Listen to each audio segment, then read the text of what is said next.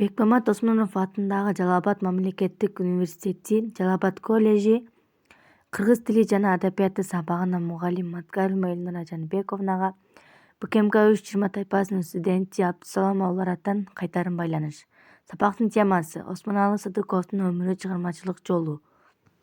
Осмоналы Сыдыков Нарын областына караштуу Кочкор өрөөнүндөгү Абай айылында болушунун Кызыл Дөпө айылында 1875 жылы туулган.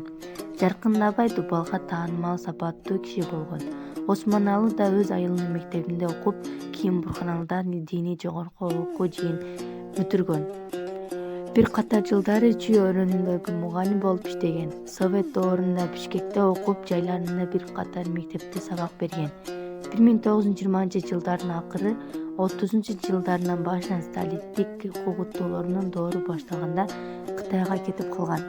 Осмоналы Сыдыков өз мезгилинде үчүн жетиштүү билим алган.